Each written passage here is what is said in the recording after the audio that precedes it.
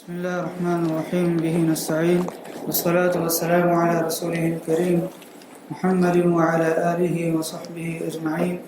ومن تبعهم بإحسان إلى يوم الدين وبعد. عزیز ساتھیوں، بزرگوں، پیارے بچوں اور میری ماؤں اور بہنوں، القواعد الاربع کا یہ تیسرا درس ہے۔ قبل اس کے کہ اس تیسرے درس کی ابتدا کی جائے، مناسب سمجھا جاتا ہے کہ پچھلے درس کا مختصر سا خلاصہ آپ لوگوں کے سامنے ذکر کیا جائے۔ پچھلے درس میں جو باتیں آئی ان کا خلاصہ یہ ہے کہ سب سے پہلے شیخ الاسلام محمد ابن سلیمان التیمی رحمہ اللہ نے اس کتاب کے پڑھنے والے کو یہ دعا دی کہ اللہ رب العالمین اسے اس کی اطاعت و فرما برداری کی طرف رہنمائی کرے، یعنی اللہ رب العالمین اس کو اپنا مطیع و فرما بردار بندہ بنائے۔ اطاعت اگر ہم اللہ رب العالمین کی کرتے ہیں، اللہ کی باتیں مانتے ہیں، تو اس کے کیا فائدے ہیں دنیا کے اندر اور آخرت کے اندر، اس کو پچھلے درس کے اندر ذکر کیا گیا۔ اس کے علاوہ ابراہیم علیہ السلام کا دین کیا تھا،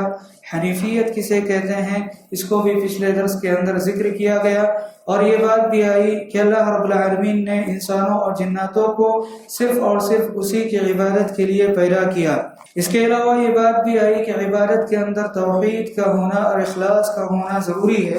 اگر عبادت کے اندر اخلاص نہ ہو تو ایسی صورت میں عبادت باطل ہو جائے گی، بالکل اسی طرح جس طرح انسان نماز پڑھے اور وضو ہی نہ کرے تو ایسی صورت میں اس کی نماز باطل ہو جائے گی۔ پھر اس کے بعد یہ بات آئی کہ شیخ الاسلام نے اپنی اس کتاب کے شروع میں شرک کے مضرات اور شرک کے نقصانات کو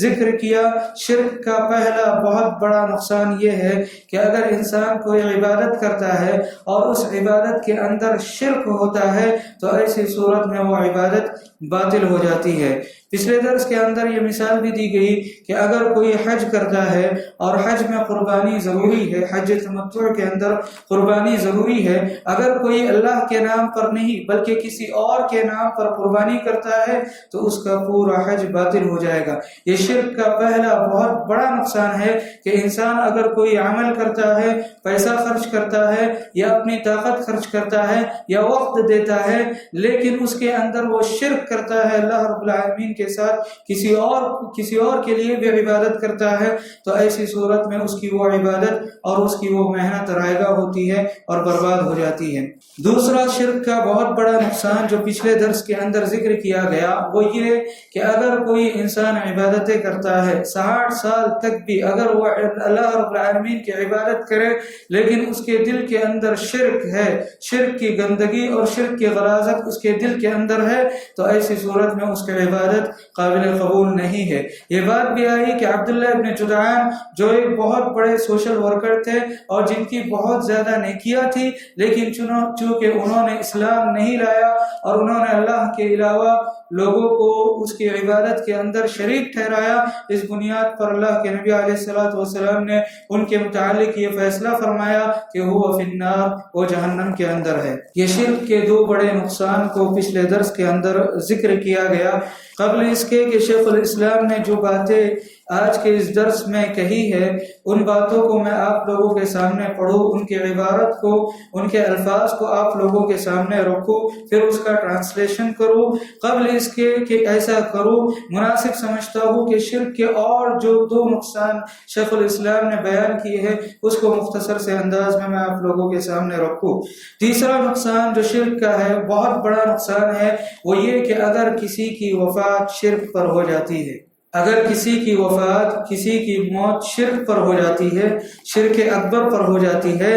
جانتے بوجھتے وہ اللہ رب العالمین کی عبادت میں کسی اور کو شریک ٹھہراتا ہے، تو ایسی صورت میں وہ ہمیشہ جہنم کے اندر جائے۔ اس لیے کہ اللہ رب العالمین نے قرآن کریم کے اندر ارشاد فرمایا انہ من یشرک باللہ فقد حرم اللہ علیہ الجنہ، کہ جو شخص اللہ رب العالمین کے ساتھ کسی اور کو اس کی عبادت کے اندر شریک ٹھہراتا ہے تو اللہ رب العالمین اس کے اوپر جنت کو حرام قرار دیتا ہے۔ اور اگر جنت اس کے اوپر حرام ہو گئی تو ایسی صورت میں اس کا ابدی ٹھکانہ کیا ہوگا؟ اس کا ابدی ٹھکانہ جہنم ہوگا۔ یہ شرک کا سب سے بڑا نقصان ہے کہ شرک انسان کو ہمیشہ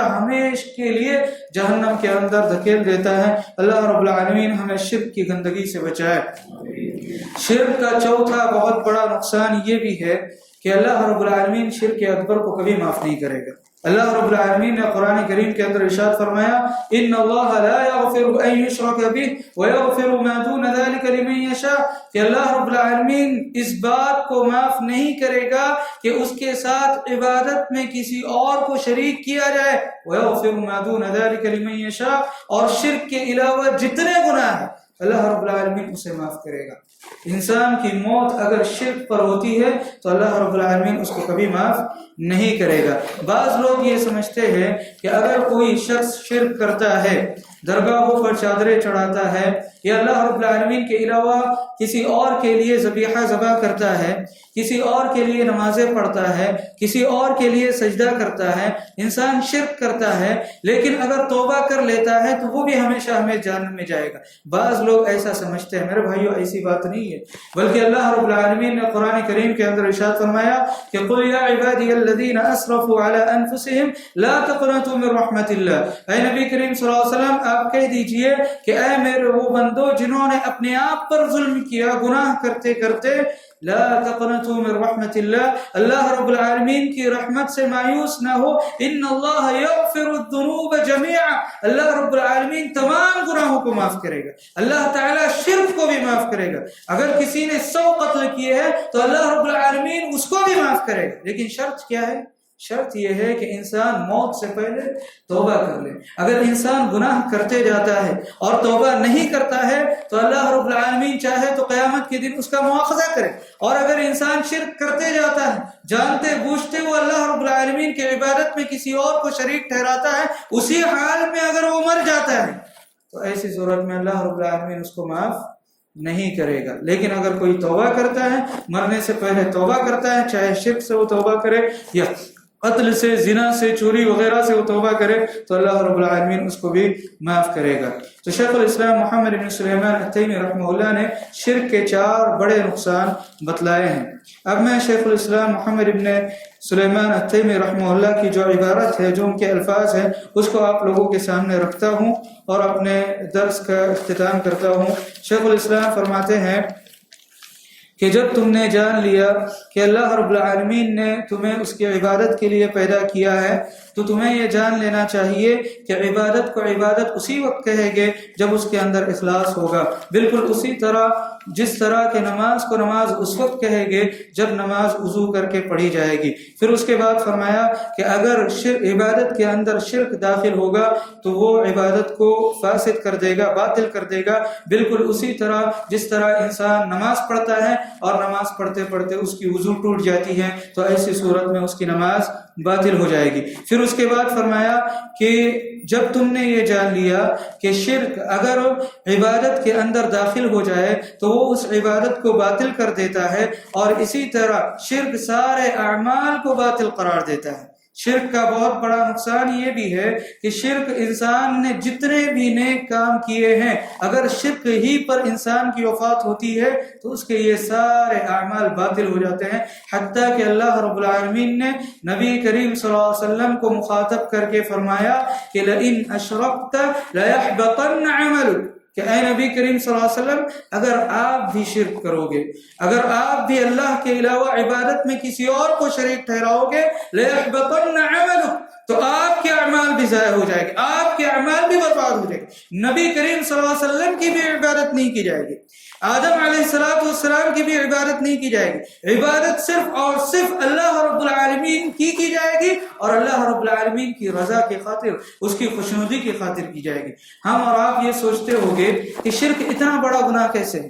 ہمیں یہ بات معلوم ہے کہ حقوق اللہ کے اندر اللہ تعالیٰ کے جو حقوق ہیں اس میں سب سے بڑا گناہ شرک ہے، بالکل اسی طرح جس طرح حقوق العباد کے اندر، بندوں کے حقوق کے اندر سب سے بڑا گناہ کسی کو قتل کر دینا ہے، بالکل اسی طرح اللہ رب العالمین کے جو حقوق ہے ان میں سب سے بڑا گناہ شرک ہے۔ اللہ کے علاوہ کسی اور کی عبادت کرنا، کسی اور کو پوجنا، یا اللہ کو بھی پوجنا اور کسی اور کو بھی پوجنا، یہ دنیا کا سب سے بڑا جرم ہے، سب سے بڑا گناہ ہے۔ قرآن کے اندر اس کو بار بار ذکر کیا گیا۔ کیوں میرے بھائیوں؟ اس لیے کہ ہم اور آپ یہ بات جانتے ہیں کہ ہم کو کھلانے والا اللہ رب العالمین ہے، ہم کو پلانے والا اللہ رب العالمین ہے۔ اگر ہم بیمار ہوتے ہیں تو ہم کو شفا دینے والا اللہ رب العالمین ہے، ہم کو بیمار کرنے والا اللہ رب العالمین ہے۔ ہم اگر کسی مصیبت کے اندر آتے ہیں تو مصیبت سے نجات دینے والا صرف اور صرف اللہ رب العالمین ہے۔ جب ہم یہ بات جانتے ہیں تو اس کے باوجود اگر ہم اس کے علاوہ عبادت کے اندر کسی اور کو شریک ٹھہراتے ہیں تو یقیناً ہم اللہ رب العالمین کا حق نہیں ادا کر رہے، بلکہ یہ بہت بڑا ظلم ہے۔ اور اللہ رب العالمین نے شرک کو ظلم سے تعبیر کیا اور فرمایا کہ ان الشرک لظلم عظیم، کہ شرک بہت بڑا ظلم ہے۔ میں مثال کے ذریعے سے اس کو آپ لوگوں کو سمجھانے کی کوشش کروں گا۔ دیکھیے، اگر آپ کا کوئی نوکر ہے، وہ آپ کے لیے کام نہیں کرتا، وہ کسی اور کے لیے کام کرتا ہے، پیمنٹ آپ سے لیتا ہے، کسی اور کی تعریف کرتا ہے، آپ کی برائی کرتا ہے، کیا آپ اس سے خوش رہو گے؟ کیا آپ اس سے خوش رہو گے؟ کیا آپ اس سے راضی رہو گے؟ بالکل اسی طرح اللہ رب العالمین ہم کو کھلاتا ہے، اللہ رب العالمین ہم کو روزی دیتا ہے، اللہ رب العالمین ہم کو موت دیتا ہے، اللہ رب العالمین ہم کو زندگی دیتا ہے۔ ہم یہ بات جانتے ہیں، اس کے باوجود ہم کسی اور کی عبادت کریں، کسی اور کی درگاہ پر سجدہ ٹیکے، کسی اور کے لیے سجدہ کریں، یہ اللہ رب العالمین کو بالکل گوارا نہیں ہے، اور یہ اللہ رب العالمین کے حق میں ناانصافی ہے، بلکہ بہت بڑا ظلم ہے، اور قرآن کریم نے اس کو ظلم سے تعبیر کیا ہے۔ تو میرے بھائیو، شرک کا بہت بڑا نقصان یہ ہے کہ شرک اگر کوئی کرتا ہے تو اس کے سارے اعمال باطل ہو جاتے ہیں۔ اس کے بعد شیخ الاسلام نے فرمایا وَصَارَ صَاحِبُهُ مِنَ الْخَالِدِينَ فِي النَّارِ، کہ شرک کا ایک بہت بڑا نقصان یہ بھی ہے کہ شرک کرنے والا،